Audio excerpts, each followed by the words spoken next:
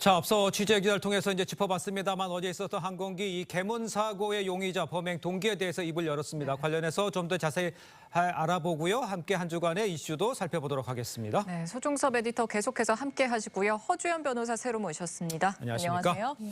자, 지금 리포트에도 뭐 전화 연결로 해서 알아봤습니다. 1차 조사 결과 내용을 조금 좀 자세히 좀 설명해 주세요. 네, 일단 범행 동기에 대해서 입을 열기 시작했다고 하는데요. 네. 답답해서 빨리 내리고 싶어서 문을 열었다. 이런 얘기를 했다고 합니다. 최근에 실직 후에 스트레스를 받아오고 있는 상황이었는데 이 비행기가 착륙 전에 굉장히 답답해서 빨리 내리고 싶어서 문을 열었다. 이렇게 얘기를 한 건데요. 네. 예. 사실 착륙 직후에 긴급 체포됐을 때는 일체 진술을 거부를 했었는데 수사가 계속되면서 지금 네. 범행 동기들을 털어놓고 있는 상황으로 보이고요. 또 한 가지 얘기가 나오고 있는 것이 지금 연락을 받고 경찰서로 온 이 모친이 있거든요. 이 네네네. 모친 얘기에 따르면 대구에서 거주하던 지금 문을 연 A 씨가 제주도에 가서 여자친구와 동거를 했었는데 최근에 이별 통보를 받은 뒤에 비행기를 탔다 이렇게 진술을 했다고 하는데요. 예. 뭐 개인적인 아픔은 누구나 있을 수 있는 문제인데 그렇다고 해서 이런 식으로 하는 건 위험한 행동을 하는 거에 대해서는 뭐 이해받거나 하기는 좀 어려운 측면이 있는 것 같습니다. 그리고 지금 추가 조사로 나오고 있는 내용들은 이 항공기 일단 탑승은 홀로 했다고 하고요. 예. 그리고 술을 마셨거나 약물에 취하거나 복용했던 그런 상태는 아니었던 것으로 지금 조사가 되고 있습니다. 예. 추가 조사를 마치게 되면 항공보안법 위반 혐의로 구속영장이 청구될 것으로 보입니다. 그렇군요. 당시 상황을 상상해보기만 해도 사실 끔찍해요. 너무 끔찍한데 당시 사고기에 있던 승객들의 좀 증언에 따르면 문을 연 남성이 뛰어내리려고 했다 이럽니다. 당시 제압 상황 좀 어땠다고 전해지나요? 그러니까 이게 남성이 한 키가 180cm 되고요. 몸무게도 뭐 100kg, 뭐 120kg 이렇게 지금 나오고 있으니까 예. 굉장히 건장한 체격인 거예요. 그러니까 쉽게 승무원들이 한 4명이서 이제 막 뛰어가가지고 제압하려고 했는데 네. 워낙 그 건장한 체격이다 보니까 쉽지 않았던 것 같고 그래서 도움을 청했고 그래서 승객들 포함해서 한 10명 정도가 이렇게 이제 같이 막 도와가지고 그 남성을 제압을 했고 네. 그래서 제압해서 이제 팔을 뒤로 꺾은 상태에서 예. 눕혀가지고 그 상태로 한 5분 정도를 비행을 한 거예요. 그러니까 아마 타고 있던 승객들 입장에서는 정말 그 5분이라는 시간이 엄청난 공포의 시간이었지 않을까 그렇게 좀 생각이 CG도 됩니다. 나오겠지만 덮개 개방하고 저 레바를 당겨서 열었다는 거 아니에요? 당시 상황이 얼마나 긴박했는지 이 탑승객들의 증언을 저희가 한번 직접 좀 들어보도록 하겠습니다. 네. 승무원이 도와주세요 해가지고 앉아있던 승객분들이 한 10분 정도 나가가지고 그분을 끌어당겼어. 비상구가 그냥 열린 상황이었어. 아이들이 너무 놀란 상황이라 내려서 아이들 진짜 손발 떨리고 어지럼증도 엄청 하고 그래 놀란 사람 눈물도 엄청 많이 나고. 네, 세점 참가한 학생들이고 저는 큰 부상은 없다고 하고 주총이나 이런 증상이 있는. 네, 이 항공기 또 비상문의 경우 탈출을 위해서 좀 쉽게 열 수 있게 되어 있다 이런 지적들이 나오는데요. 그렇습니다. 근데 상무원들이 지금 이걸 왜 못 막았나? 사실 건장한 체격의 남성이라고는 하지만 좀 더 다른 방법이 없었을까 싶긴 해요. 이번 같은 경우는 이제 이 승객이 안전벨트를 풀지 않은 상태에서도 예. 바로 이 비상 그 덮개를 맞아요. 열어서 레버를 올리면 바로 문이 열리는 예. 그런 상황이었기 때문에 아마 승무원들이 좀 바로 현장에서 이걸 제지하기는 쉽지는 않았을 것 같다 하는 예. 생각이 듭니다. 시간상으로나 또 이 남성의 건장한 체격 등을 생각할 때요. 문이 이렇게 쉽게 열리는 것은 아마 보시는 시청자분들께도 그러면은 뭐 고도 뭐 6,000m, 10,000m에서도 누군가 비상구 문을 이렇게 열게 된다면 우리 다 죽는 거 아니냐 이렇게 생각할 수가 있잖아요. 네. 그런데 이게 보통 이번 같은 경우는 거의 착륙한 가까운 한 네. 250m 정도 예. 이렇게 상황이었기 때문에 그 정도 높이면 거의 이제 기압차 자체가 없는 거죠. 네네. 그래서 문이 좀 쉽게 열렸던 그러니까요. 건데 높은 데에서는 이제 비행기 안과 밖에 기압차가 워낙 크기 때문에 그 정도 6,000m, 10,000m에서 열려면 거의 7톤 정도의 힘을 줘야 된답니다. 그건 이제 불가능하다는 거죠. 비상구 문을 여는 것은 그 정도 높이에서는. 하지만 이번에는 아마 너무 좀 쉽게 열렸다라고 생각하시는 예. 분들이 많기 때문에 이에 대한 좀 여러 가지 알겠습니다. 좀 대책이 필요해 예. 보입니다. 허 변호사님 지금 대책 이야기 하셨습니다만 항공사나 국토부에서도 이게 깜짝 놀랐을 거예요. 대책을 좀 준비는 하고 있는 모양이죠?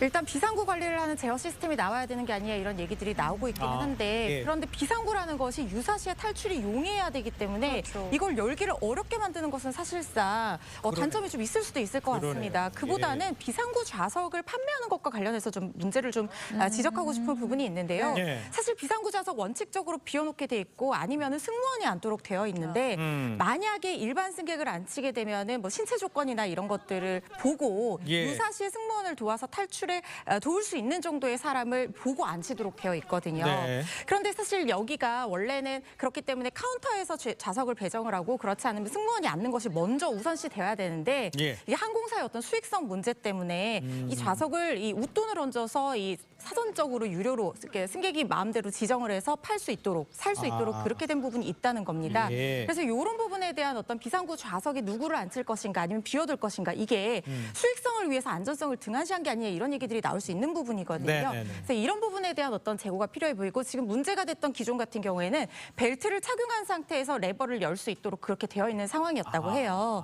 그래서 앞으로 이 기종에는 만석이 아닌 한 이 좌석을 판매하지 않겠다는 아시아나항공사 측의 대책도 발표된 상황입니다. 알겠습니다. 사실은 키가 크고 또 건장한 남성이니까 좀 다리 좌석이 넓은 또 비상구 이쪽을 일부러 그럴 또 수도 있겠네. 선택을 했을 가능성도 있거든요. 일단은 좀 정부의 대책을 좀 더 알아봐야 될 것 같습니다. 알겠습니다. 네. 자, 다음 이슈도 좀 살펴보도록 하겠습니다. 데이트 폭력으로 신고당한 데 대해서 앙심을 품고 동거녀를 살해한 30대 남성이 경찰에 체포됐습니다. 그런데 조사를 받고 나와서 바로 범행을 저질렀다는 거 아니에요? 네, 지금 가해자와 피해자가 1년 전부터 교제를 시작해서 금천구 이 피해자 집에서 동거를 해온 사이라고 합니다. 예. 그런데 범행 당일 새벽 5시 반쯤에 이 여성이 데이트 폭력, 그러니까 팔을 밀었다 이런 식으로 해서 경찰에 신고를 했다는 거예요. 그래서 이 가해자가 이미 동행해서 새벽에 조사를 받았습니다. 네. 그리고 피해자 조사를 마치고 아침 7시 10분쯤에 나왔는데 이 가해자가 먼저 지구대를 떠났다고 하고요. 아. 그리고 나서 이 신고를 왜 했냐 이렇게 따지기 위해서 1시간 넘게 배회를 하다가 이 피해자가 차를 세우던 곳에 이 상가 건물 지하 주차장인데요. 예. 여기에 숨어서 피해자를 기다렸다는 겁니다. 음. 그리고 피해자가 나오니까 이 흉기로 공격을 해서 이제 살해를 하고 범행 직후에 의식이 없는 이 피해자를 렌터카에 태우고 8시간 동안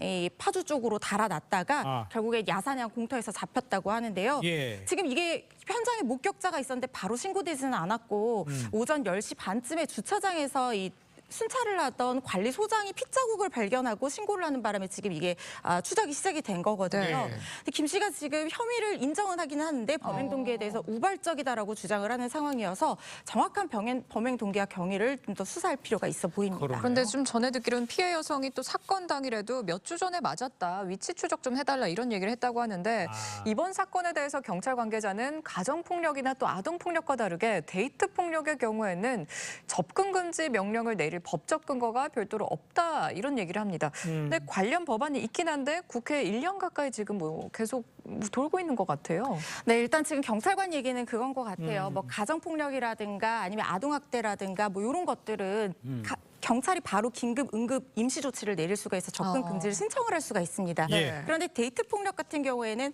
명확하게 이걸 규율하는 특별법이 마련이 되어 있지 않은 상황이고 예. 말씀하신 것처럼 국회 법안이 발의가 되어 있기는 하지만 처리가 되지 않고 계류되어 있는 상황이기 때문에 그런 얘기를 한 걸로 보이는데요. 예. 하지만 이 두 사람 사실혼 관계였고 동거 중이었기 때문에 가정폭력에 관한 법률로 지금 의율을 할 수 있었던 상황이 아닌가 해서 네.